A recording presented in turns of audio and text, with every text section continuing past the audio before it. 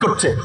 তো আমি ঢাকা থেকে এলাকায় কেন এসেছি, পরিষ্কার কথাই বলেছি, ঢাকা শহর উন্নত।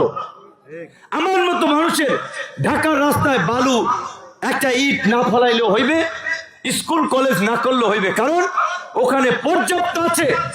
কিন্তু আমার এই গ্রামে, এই পটুয়াখালী দশমিনায় অনেক স্কুল আছে যার দিনের বেলায় স্কুলের রুম থেকে টিনের ছাদ দিয়ে সূর্য দেখা যায়, রাতের বেলায় চাঁদ দেখা যায়, দরজা কপাট ভাঙ্গা, সন্ধ্যার পরে গরু ছাগল স্কুলের রুমের মধ্যে যাইয়া থাকে, একটা নোংরা পরিবেশ।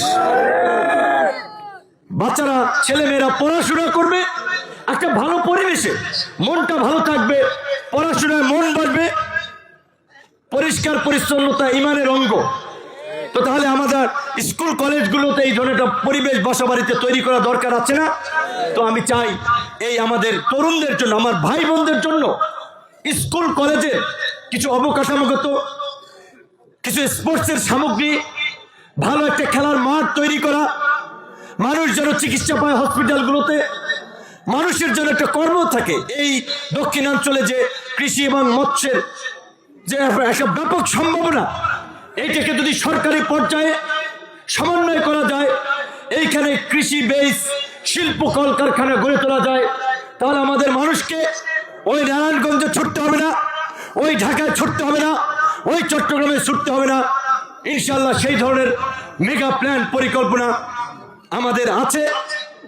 তাই আপনাদেরকে একটা কথাই বলবো, এখন পর্যন্ত তো আমরা আনুষ্ঠানিকভাবে প্রচারণা চালাই নাই, শুরু করি নাই, ভোট চাওয়া শুরু করি নাই। আপনারা আজকে যারা মঞ্চে উপস্থিত হয়েছেন, আপনারা আমার আত্মীয় স্বজন হিসেবে, ভাই বন্ধু হিসেবে 22 তারিখের পর থেকে আপনারা পরবর্তী এই 18-20 দিন আপনারা একটু আমার জন্য কষ্ট করবেন, আপনারা একটু আমার জন্য মানুষের কাছে যাবেন। আমি আপনাদের প্রত্যেকের এই কষ্টের প্রতিদান ইনশাল্লাহ দেব, এইটুকু আপনাদের কাছে অঙ্গীকার করতে পারি। এবং এলাকার জন্য প্রয়োজন নিজের কথা নিজে